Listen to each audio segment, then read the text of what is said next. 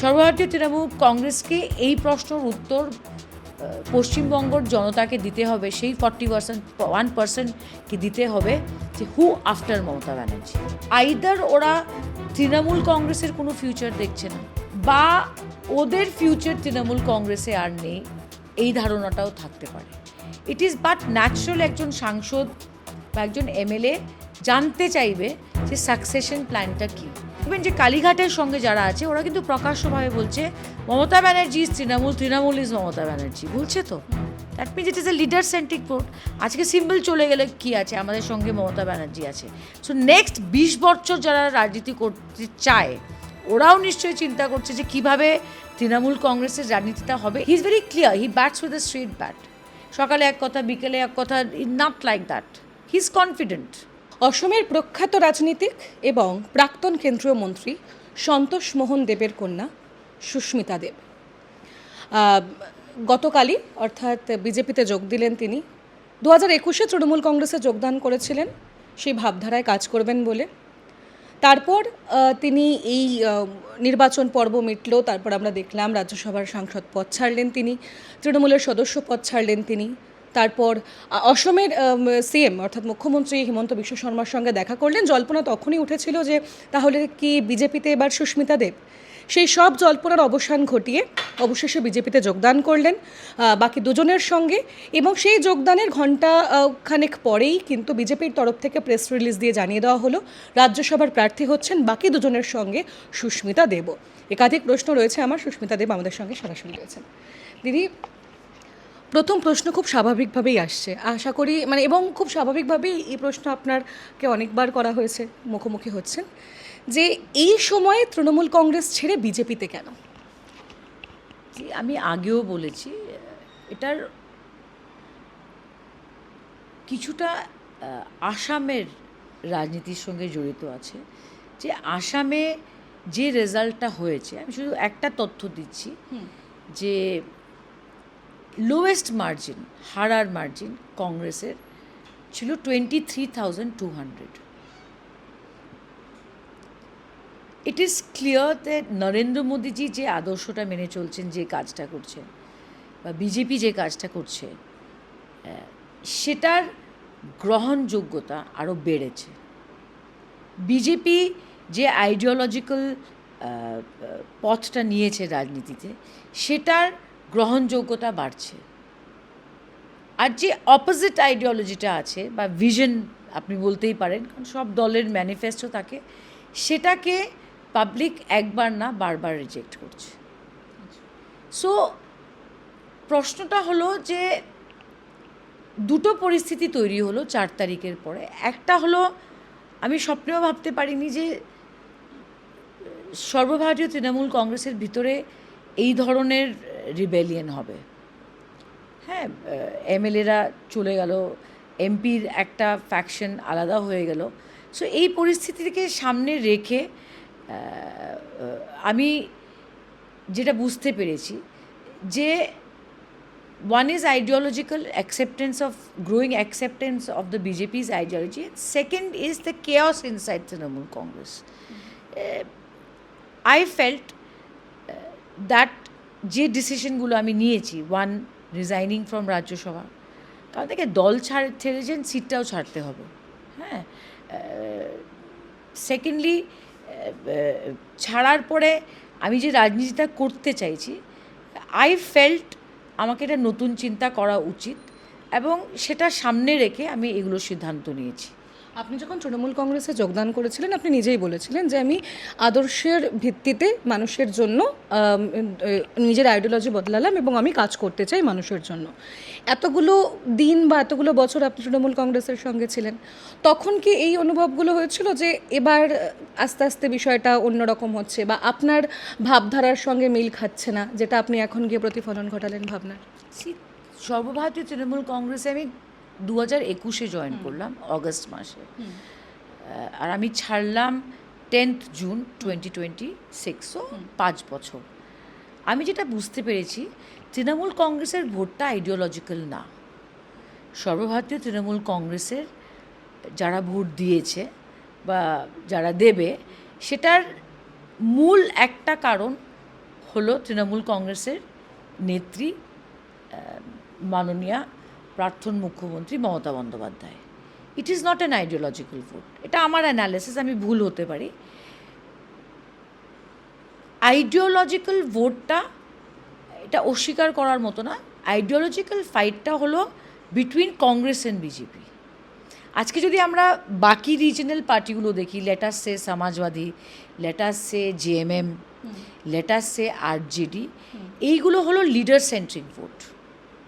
Lalu Prasad Yadav started with Mulayam Singh in Uttar Pradesh, Shibu Soren in JMM.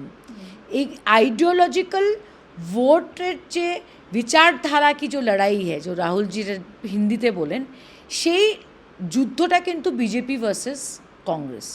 বাকি যে regional স্যাট্র্যাপস যাদেরকে বলে, রিজনাল দল যারা চালায়, যেরকম সর্বভারতীয় তৃণমূল কংগ্রেস, এটা হলো লিডার সেন্ট্রিক ভোট।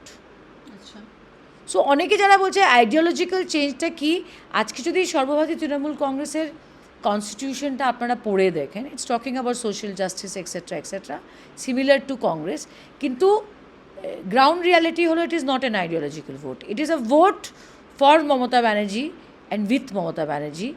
অ্যান্ড সেটা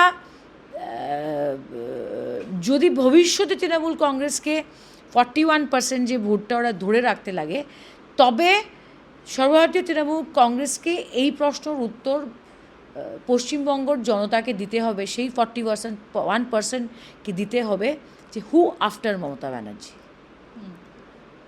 এই প্রশ্নের উত্তর যতক্ষণ প্রকাশ্যভাবে বেরিয়ে আসবে না, পশ্চিমবঙ্গের মানুষ 29 আসতে আসতে নতুন চিন্তা করবে। মমতা বন্দ্যোপাধ্যায় তো এখনও রয়েছেন এবং তিনি ক্রমাগত বিভিন্ন ভিডিওতে বার্তা দিচ্ছেন, কিন্তু এই মুহূর্তে আপনি যেটা বলছেন যে তৃণমূলের অন্দরেই এত বেশি পাজলনেস তৈরি হচ্ছে, কারণ ইতিমধ্যে বেশ কিছু বিভক্ত জায়গা আমরা দেখতে পাচ্ছি, সেটা মানে কেন্দ্রের রাজনীতি হোক, সেটা রাজ্যের রাজনীতি হোক, বেশ কিছু ভাগে বিভক্ত হয়ে গিয়েছে। তাহলে কি আপনি বলছেন যে লিডার সেন্ট্রিক ভোট বলে এই জিনিসটা তৈরি হয়েছে? আমি ঠিক বলতে পারবো না যে এমএলএদের সাথে কি হয়েছে, বাট সর্বভারতীয় তৃণমূল কংগ্রেসের রেজাল্ট, 4 তারিখের রেজাল্টের পরে যে ঘটনাগুলো হয়েছে, এমপিরা বেড়ে গেল, এমএলএরা বেড়ে গেল, আমার ধারণা দ্যাট আইদার ওরা তৃণমূল কংগ্রেসের কোনো ফিউচার দেখছে না, বা ওদের ফিউচার তৃণমূল কংগ্রেসে আর নেই, এই ধারণাটাও থাকতে পারে। These are the two reasons. Second thing is যে দিদি যে ভবানীপুরটা হেরে গেলেন, দিদি তো নিজের সিটটা হারলেন, that is also a big factor. হ্যাঁ, সো আজকে একটা ন্যাচারাল কথা বলছি, যদি আমি একটা দলে আছি যে দলের নেত্রী is above 73 or above 75, it is but natural একজন সাংসদ বা একজন এমএলএ জানতে চাইবে যে সাকসেশন প্ল্যানটা কী। আজকে সোনিয়াজির যখন বয়স হয়ে গেল, আমরা সবাই জানতে চেয়েছিলাম হু নেক্সট, কারণ আমরা তো নেক্সট 20 বছর রাজনীতি করব। সো তৃণমূল কংগ্রেস, আমি আবার বলছি, it is entire vote bank.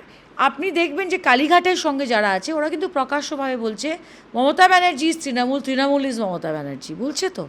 That means it is a leader centric vote. আজকে সিম্বল চলে গেলে কী আছে, আমাদের সঙ্গে মমতা ব্যানার্জি আছে।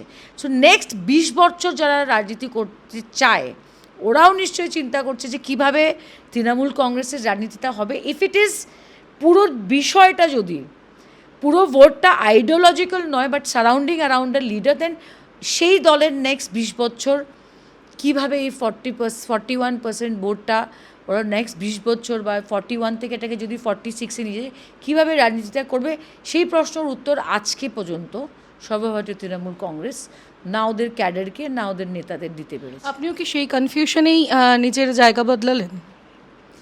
দিদি আমি, অনেকে বলছে দিদি আমাদের কথায় চলে না, দিদি আমাদের, কিন্তু মমতাদিকে যখনই আমি লেটসে একটা হোয়াটসঅ্যাপ মেসেজ করেছি, উনি ইমিডিয়েটলি আমাকে রিপ্লাই দিয়েছেন।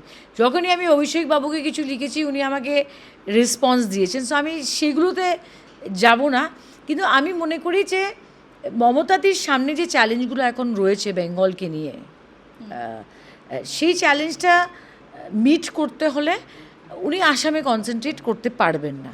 চ্যালেঞ্জটা কি আমি বলে দেই, এখন ওনাকে অপোজিশনের রাজনীতি করতে হবে তৃণমূল কংগ্রেসকে। এই যে কালকে না পরশু একটা মিছিল হলো, আমি দেখলাম বারুইপুর নিয়ে, রাস্তায় নামলো, হাইকোর্ট পারমিশন দিল। এই যুদ্ধটা অনেক কঠিন, আর এই যুদ্ধটা বিজেপির সঙ্গে না। এখন যারা বিজেপির সঙ্গে নেই, ডেমোক্রেসিতে তো সবাই একটা দলের সঙ্গে থাকবে না, ওরা দেখতে চাইবে যে অপোজিশনের জায়গাটা কে শক্তিশালী করে উঠে আসতে পারতে। এই প্রতিদ্বন্দ্বিতা এখন হবে লেফট, কংগ্রেস আর তৃণমূলের মধ্যে। সো যখন 21শে জুলাই তো চলেই আসছে, যদি মানুষ হয়, যতই মানুষ হোক, হ্যাঁ, বা আজকে সিপিএম যদি কোনো মিটিং মিছিল করে বা কংগ্রেস করে, ওদের মধ্যে লড়াইটা সীমিত থাকবে যে অপোজিশনের জায়গাটা কে নেবে। মুখ্যমন্ত্রী শুভেন্দু অধিকারী যেভাবে এই মুহূর্তে ক্ষমতায় আসার পর খুব কম দিনই হলো, মাস ধরলেও সেটাও খুব কম, যেভাবে মুখ্যমন্ত্রী শুভেন্দু অধিকারী এ রাজ্যের আইন প্রশাসন থেকে শুরু করে বাকি জিনিসগুলো হ্যান্ডেল করছেন, আপনার কি মনে হয় তৃণমূল কংগ্রেসের এরমভাবেই কিছু একটা করা উচিত ছিল? কারণ এই ব্যবস্থা বা ওনার এই সিদ্ধান্ত এখন রাজ্যের মানুষের কাছে অনেক বেশি পজিটিভ। কোন সিদ্ধান্তর কথাটা আপনি বলছেন? মানে একাধিক আইন প্রশাসনের, আমি যদি বারুইপুর কাণ্ডের কথা বলি বা অন্যান্য যে কোনো পরিকাঠামো দিক হোক, সব দিক থেকে উনি যে ব্যবস্থা নিচ্ছেন, উনি যে ভাবনা চিন্তা করছেন, তা মানুষের কাছে অনেক বেশি গ্রহণযোগ্য হয়ে উঠছে স্বাভাবিকভাবেই। শুভেন্দুদার একটা কোয়ালিটি আছে, যেটা আমি আজকের থেকে দেখছি না, উনি অপোজিশনে অনেক ফাইট করেছেন, উনি ঘুরিয়ে ফিরিয়ে কথা বলেন না, ডাইরেক্ট বলেন। যেরকম উনি অন রেকর্ড বলেছেন যে বিজেপির ম্যানিফেস্টোতে যা যা ছিল পশ্চিমবঙ্গের জন্য, সেটা আমি করবই, কারণ মানুষ আমাকে আমার ম্যানিফেস্টো পড়ে ভোটটা দিয়েছে। সেটা ইউসিসি হোক বা আমি জানি না যা যা ছিল, প্রকল্প ছিল, বা উনি ল অ্যান্ড অর্ডার নিয়ে কী করবেন, কীভাবে পুলিশ প্রশাসনকে চালাবেন। He is very clear, he bats with the straight bat. সকালে এক কথা, বিকেলে এক কথা, is not like that. He is confident. উনি ওনার আদর্শ থেকে বা ওনার লাইন, যে কথাগুলো উনি বলেছেন নির্বাচনের সময়, প্রচারে বলেছেন বা প্রচারের আগে বলেছেন, সেটার থেকে শুভেন্দুবাবু সরবেন না। He is crystal clear. তো একটা আস্থার জায়গা তৈরি হবে, সেটার জন্য সময় লাগবে। আর এখন পর্যন্ত আমি যেটা দেখছি, যে কাজগুলো উনি করছেন, বা বিধানসভাতে উনি অনেক রকমের অনেক দীর্ঘ বক্তৃতা রেখেছেন, he is crystal clear. Zero tolerance for corruption, zero tolerance for মানে যারা ল অ্যান্ড অর্ডার ভেঙে উনি ভাঙতে দিবেন না, হি স্ট্রিক্ট অন দ্যাট। সেটা উনি পালন করবেন, সেই বিশ্বাস আমার রয়েছে। আপনার কাঁধে মূলত দায়িত্ব ছিল অসমের রাজনীতিতে তৃণমূল কংগ্রেসের সাংগঠনিক বিস্তার ঘটানো। আপনি এতদিন ছিলেন, বা প্রায় 5 বছর, 2021 যদি ধরি, এই 5 বছরে কি সত্যি আসামে বা অসমে সেখানে তৃণমূল কংগ্রেসের প্রতি মানুষের আগ্রহ দেখতে পেয়েছেন, বা সাংগঠনিক বিস্তারে কিছুটাও কি বৃদ্ধি ঘটেছিল? যে সর্বভারতীয় তৃণমূল কংগ্রেসে যখন আমি প্রথম যোগদান করলো, আমাকে বলল আপনি ত্রিপুরাতে কনসেন্ট্রেট করেন, আসামের ইলেকশন হয়। ত্রিপুরাতে গেলাম। তারপরে ত্রিপুরাতে যখন গেলাম, আমাকে বলা হলো যে এখন আপনি গোয়া চলে যান। তারপরে আমি গোয়াতে গেলাম, কাজ করলাম। তারপরে গোয়াতে কী হলো আমি জানি না, গোয়াতে দে জাস্ট লস্ট ইন্টারেস্ট। তারপরে আমাকে বললো না, এখন আপনি আসামে এসে কাজ করেন। আমি আসামে গেলাম। এখন একটা দলকে উঠে আসতে হলে ভোট শেয়ারের দরকার। কারেক্ট? ভোট ছাড়া তো কোনো দল উঠে আসতে পারে না। আমাকে প্রথম বলা হলো কংগ্রেসকে আমরা হাত লাগাবো না, কংগ্রেস ইজ আনটাচেবল। আপনাকে লড়তে হলে একা লড়তে হবে, কংগ্রেসের সঙ্গে কোনো কম্প্রোমাইজ করবে না তৃণমূল কংগ্রেস। বললাম ঠিক আছে। কী হলো, লোকসভাতে আমাদের ডিপোজিট ফরফিট হলো। আর তখন তৃণমূল কংগ্রেসের সভাপতি ছিলেন রিপুন বোরাজি। রিপুন বোরাজি একবার না বারবার চিঠি লিখে বললেন যে অ্যালায়েন্স ছাড়া ভোট শেয়ার ট্রান্সফার হবে না। কিন্তু আমাদের বলা হলো যে কংগ্রেসের সঙ্গে আমরা যাব না, আমরা একা লড়লাম। এবার যখন বিধানসভার নির্বাচন হলো, তখন আমাদের পার্টি প্রেসিডেন্ট ছিল না। আমাকে স্বীকার করতে হবে যে ক্রেডিট ডিসক্রেডিট আমি বিধানসভার ইলেকশনে তৃণমূল কংগ্রেসকে সামনে রেখে আসামে বিধানসভার ইলেকশন লড়াই করেছি। সেখানেও দেখা গেল যে আমরা একটা সিট জিতে আসলাম, শেরবান আলী সাহেব জিতে আসলেন, কিন্তু বাকি সিটে রেজাল্ট ভালো হলো না। কিন্তু যারা তৃণমূল কংগ্রেস যদি 5টাও ভোট পেয়ে থাকে, it is because of Mamatadi as a leader. কিন্তু সেটার জন্যে আমি একবার না বারবার দলের ভিতরে বলেছি যে মানুষ যে কংগ্রেস থেকে সরে বা বিজেপি থেকে সরে তৃণমূল কংগ্রেসকে ভোটটা দিবে আসামে বা ত্রিপুরাতে, সেটার জন্যে বছরে 2বার বা 3বার মমতা বন্দ্যোপাধ্যায়কে আসামে মিটিং করতে হবে, র্যালি করতে হবে, যেটা আমরা করতে পারিনি।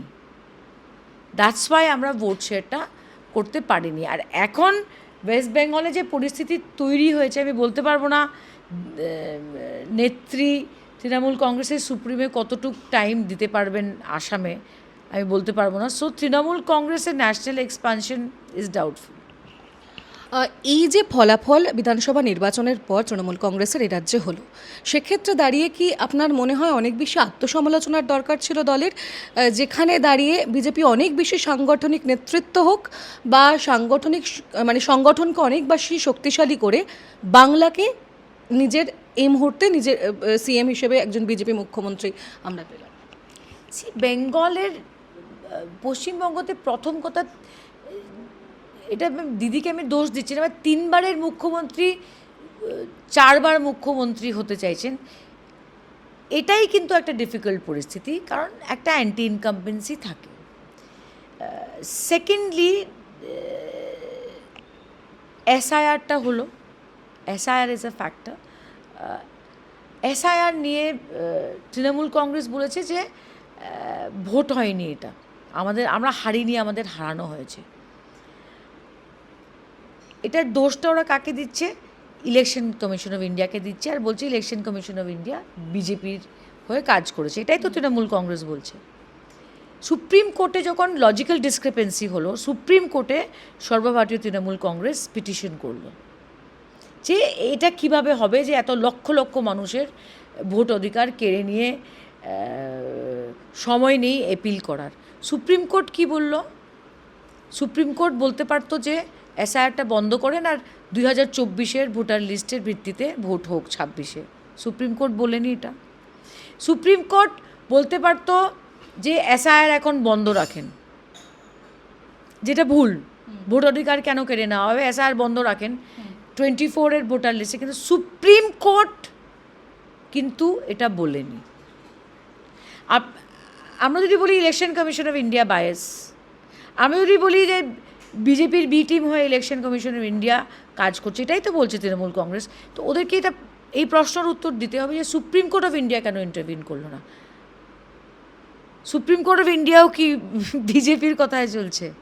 সো অন মেরিটস এসআইআর নিয়ে লম্বা আর্গুমেন্ট হয়েছে, এত লম্বা কেস চলেছে, সুপ্রিম কোর্ট কিন্তু set go ahead with the elections. বিজেপিতে যোগ দেবেন বা এই ভাবনা চিন্তা যখন করছেন, মূলত কী কী বিষয় আপনার মাথায় খেললো বা কী কী বিষয় আপনি দেখলেন যেতে মনে হলো যে এবার আইডিওলজি পরিবর্তন করা উচিত? ভারতীয় জনতা পার্টি যে কাজটা করছে, স্পেশালি নর্থ ইস্টার্ন স্টেটসে, আমি তো মানে বেশিরভাগ সময় নর্থ ইস্টার্ন স্টেটসে ছিলাম। আপনারা ইনফ্রাস্ট্রাকচারের কথা বলেন বা নর্থ ইস্টের যে স্পেসিফিক নিডসগুলো রয়েছে, যেভাবে ভারত সরকারের মন্ত্রীরা এখন নর্থ ইস্টের দিকে ফোকাস করছে, সেটা আমি বিগত দিনে কোনো দিন দেখিনি। এখন আপনারা আমাকে মণিপুরের কথা জিজ্ঞেস করতে পারেন, কারণ আমি কিন্তু মণিপুর নিয়ে অনেক ভোকাল ছিলাম পার্লামেন্টে। কী কথাটা ছিল যে মণিপুরটা মিসম্যানেজ করেছে বিজেপি, এটাই আমিও এটা পার্লামেন্টে বলেছি, আমি অস্বীকার করতে পারবো না। ফ্যাক্ট ইজ দ্যাট মণিপুরের সমস্যাটা যদি সমাধান করতে হয়, যে পরিস্থিতি উঠে এসছে, it's a very complicated process. আর এটা নিয়ে আসামের মুখ্যমন্ত্রী ডক্টর হেমন্ত বিশ্ব শর্মা ইতিমধ্যে একটা ইন্টারভিউতে বলেছে, it is a inter community problem, আর এটা সলভ করতে অনেক রকমের এক্সারসাইজ করতে হবে। কিন্তু when it comes to development and vision for Northeast, I think prime minister Modi আর বিজেপির মুখ্যমন্ত্রীরা যে কাজটা করেছে নর্থ ইস্টে, এটা অতীতে কোনো সরকার করতে পারেনি, এটা বাস্তব।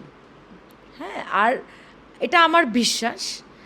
আমি পশ্চিমবঙ্গর জনতার কাছে একটা বিনম্রভাবে আবেদন করতে চাই যে শুভেন্দুবাবু মাত্র মুখ্যমন্ত্রী হয়েছেন, ওনার মন্ত্রিসভাতে অনেক সিনিয়র লোকেরা রয়েছেন, দিলীপ ঘোষ আছেন, অনেকেই আছেন, ওদেরকে বিজেপি সরকারকে আর প্রাইম মিনিস্টার মোদির উপরে আস্থা রাখেন, একটু সময় দিন। ইউ উইল সি যে ওয়েস্ট বেঙ্গলে যেভাবে আমি বিশ্বাস করি কাজ বিজেপি সরকার করবে, সেটার তুলনা বিগত 15 বছরের সঙ্গে আপনারা করতে পারবেন না। কলকাতা, উই অল লাভ ক্যালকাটা। আমার অ্যাজ আ ফ্যামিলি আমাদের কলকাতাতে বাড়ি আছে, আমরা কলকাতাতে থেকেছি। কলকাতা শহরে যে ধরনের উন্নয়ন হওয়া উচিত ছিল সেটা হয়নি। ওয়েস্ট বেঙ্গলের ট্যুরিজম সেক্টরে যে ধরনের কাজ হওয়া উচিত ছিল, যে কালচারাল হিস্ট্রিটা আজকে ওয়েস্ট বেঙ্গলের আছে, যে ধরনের ট্যুরিস্ট সেক্টরে কাজ করা উচিত ছিল, এটা ওয়েস্ট বেঙ্গলে হয়নি। যে ধরনের ইন্ডাস্ট্রি ওয়েস্ট বেঙ্গলে আসা উচিত ছিল, সে ধরনের ইন্ডাস্ট্রিয়ালাইজেশন হয়নি। এইগুলো করতে কিছুটা সময় লাগবে। আর দেখেন, ফেডারালিজমের কথা বলা হয়, ফেডারালিজমে যদি কেউ বিশ্বাস করে, কোনো মুখ্যমন্ত্রী বিশ্বাস করে, যে কোনো দলের হতে পারেন, নন বিজেপি মুখ্যমন্ত্রীদেরও দেখা যায় যে ওরা প্রাইম মিনিস্টার মোদির সম্মুখীন হয়ে ওরা স্টেটের উন্নয়নের জন্যে প্রাইম মিনিস্টারের কাছে যেতে হয়, চাইতে হয়, দাবি রাখতে হয়। যে কোনো দলের মুখ্যমন্ত্রীর সেই অধিকার আছে। সো ফেডারালিজমের পক্ষে যদি কেউ বলতে চায়, if you are a believer in federalism, you have to work with the prime minister of the country, যে কোনো দলেরই হোক, নালে আপনি ফেডারালিজমের কথা বলতে পারবেন না। সো সেটা একটা বড় অবস্টিকল ছিল। যে ক্যাম্পেইনটা 24-এ হয়েছিল, বঞ্চনা, জমিদারি, কী এসব বলা হয়েছিল, এটা আলটিমেটলি ব্যাকফায়ার হলো। কারণ পশ্চিমবঙ্গের মানুষরা ভোটের মাধ্যমে চেয়েছে যে এবার double engine Sarkar. That's the mandate. খুব ছোট করে উত্তর চাইবো। আমার আর দুটো প্রশ্ন। সেটা হচ্ছে, এক, স্বাভাবিকভাবেই এই প্রশ্নটা সবাই করবে যে এখন বাংলার হয়ে আপনি কিভাবে কাজ করবেন, যেহেতু বাংলার হয়ে রাজ্যসভার সাংসদ পদে আপনি প্রার্থী হয়েছেন। এখন গোটাটাই তারপর নির্বাচনের পর বোঝা যাবে, কিন্তু কার্যত যদি রাজনৈতিক সমীকরণ আমরা দেখতে চাই, এক কথায় বিজেপির জন্য রাজ্যসভার এই সিটগুলো পাকাই রয়েছে। সেক্ষেত্রে বাংলার জন্য আপনি কিভাবে কাজ করবেন? ন্যাশনাল পলিটিক্সে কী হয়, ন্যাশনাল পলিটিক্সে থাকলে বা পার্লামেন্টে অ্যাজ অপোজ টু বিধানসভা থাকলে একটা অ্যাডভান্টেজ থাকে। ফর ইনস্টেন্স, আজকে বিধানসভাতে গিয়ে আমি তো আসামের কথা বলতে পারবো না, কারণ আমি বেঙ্গল বিধানসভাতে আছি। কিন্তু পার্লামেন্টের একটা অ্যাডভান্টেজ আছে যে আপনি পার্লামেন্টে গিয়ে পশ্চিমবঙ্গের কথা বলতে পারবেন, অ্যাজ অ্যান এমপি আপনি আসামের কথা বলতে পারবেন, আপনি মণিপুরের কথা বলতে পারবেন, আপনি পার্লামেন্টে পলিসির কথা বলতে পারবেন, হেলথের ব্যাপারে হোক, যদিও health is a concurrent subject. So আমি পশ্চিমবঙ্গর ভোটারদের, ওয়েস্ট বেঙ্গলের বিধায়কদের বলছি, বিজেপির কর্মীদের বলছি, সাধারণ মানুষ এবং ভোটারদের বলছি যে আমি আপনাদের কথা দিচ্ছি যে পশ্চিমবঙ্গর স্বার্থে, পশ্চিমবঙ্গের উন্নয়নের জন্যে আমাকে যা যা পদক্ষেপ নিতে হবে অ্যাজ আ রাজ্যসভা এমপি, সেই দায়িত্ব আমি পালন করব। এবং আসামের জনতাকে বলছি যে তৃণমূলে যখন আমি রাজ্যসভাতে ছিলি, আমি নর্থ ইস্টের জন্য কথা বলেছি এবং ওয়েস্ট বেঙ্গলের জন্যও কথা বলেছি। ঠিক সেইভাবে আমি কাজ করব। আর আমি কৃতজ্ঞ। এটা কোনো সাধারণ ব্যাপার না যে একটা স্টেট থেকে এসে আজকে আরেকটা স্টেট থেকে রাজ্যসভাতে যাওয়া। সো এটা ইনডাইরেক্ট ইলেকশন হয়, বিধানসভার এমএলএরা দেয়। আমি মাথা নত করি, আমি ধন্যবাদ জানাই বিজেপির প্রত্যেক কর্মীকে, কারণ লড়াইটা কিন্তু ওরা লড়েছে মাঠে। বিজেপির বিধায়কদের, কর্মীদের, নেতাদের ধন্যবাদ জানাচ্ছি যে এই সুযোগটা আপনারা দিয়েছেন। এবং বিশেষ ধন্যবাদ শুভেন্দুবাবুকে। শ্রমিকদা খুব ভালো প্রেস মিট করেছেন। আমি যে সম্মানটা পেয়েছি এর থেকে 10 গুণা আমি ফিরিয়ে দেওয়ার চেষ্টা করব পশ্চিমবঙ্গকে। শেষ প্রশ্ন, যেহেতু সবাই স্বাভাবিকভাবেই প্রশ্নটা করবে যে নির্বাচন শেষ হয়ে গেল, ফল বেরোলো, তারপর সুস্মিতা দেব বিজেপিতে জয়েন করলো, সেই এক্সপ্লেনেশন আপনি আগেই দিয়েছেন বলেছেন, কিন্তু এবার কি মনে হচ্ছে, খুব অল্প কথা জানতে চাইবো, যে বাংলার হয়ে আপনি রাজ্যসভার সাংসদের প্রার্থী হচ্ছেন, সেক্ষেত্রে যখন আপনি আপনার দায়িত্ব পাবেন বা জয়ের যদি জিতে যান সেক্ষেত্রে দায়িত্ব পাবেন, সেই জয়ের পর কি আপনার জন্য বাংলার হয়ে কাজ করাটা কঠিন হবে? কারণ আপনি বাংলার রাজনীতির সম্পর্কে বারবারই বলছেন যে আপনি অসমের রাজনীতির বেশি জানেন, ইটস আ ফ্যাক্ট। তো বাংলা রাজনীতি যেহেতু আপনি কম জানেন বা বাংলা সম্পর্কে, বাংলার মানুষের সম্পর্কে অনেকটা কম জানেন, সেক্ষেত্রে বিষয়টা কি কঠিন হবে? দেখেন, কঠিন কিছুই নয়। আজকে আমি ডাইরেক্টলি হয়তো গ্রাসরুট পলিটিক্স পশ্চিমবঙ্গতে করিনি, কিন্তু পশ্চিমবঙ্গকে উন্নত করতে হলে হ্যাঁ কী কী করা উচিত সেই সিদ্ধান্ত মাননীয় মুখ্যমন্ত্রী নেবেন। হ্যাঁ, আর আমরা বেঙ্গল থেকে ইলেক্টেড হয়ে মুখ্যমন্ত্রী যে কাজগুলো আমাদের করতে বলবেন সেটা আমরা করব। আর অ্যান্ড ফ্যাক্ট ইজ দ্যাট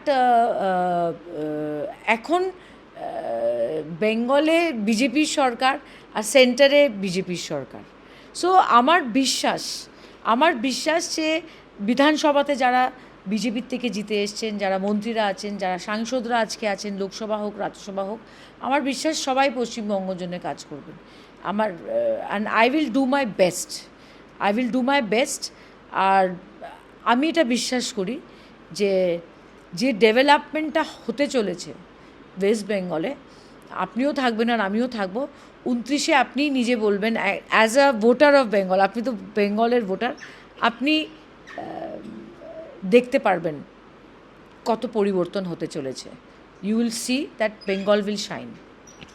একেবারে সুস্মিতা দেব সরাসরি বললেন যে বেঙ্গল উইল শাইন, এবং বিজেপির মতাদর্শ এবং সাংগঠনিক শক্তি এবং তাদের সিস্টেম, গোটা বিষয়টি দেখেই তার এই আইডিওলজিতে আসা, এবং স্বাভাবিকভাবেই তিনি বেঙ্গলের হয়ে কাজ করবেন, চেষ্টা করবেন সবটা দিয়ে, এবং এ রাজ্যের মুখ্যমন্ত্রী শুভেন্দু অধিকারী তাঁর সঙ্গে কথা বলে তিনি যেভাবে নির্দেশ দেবেন তিনি সেভাবে কাজ করবেন বাংলার জন্য, পরিষ্কার জানালেন সুস্মিতা দেব। ক্যামেরায় মৈনাক বাগচির সঙ্গে আমি তনুশ্রী চ্যাটার্জি, এই সময় লাইভ।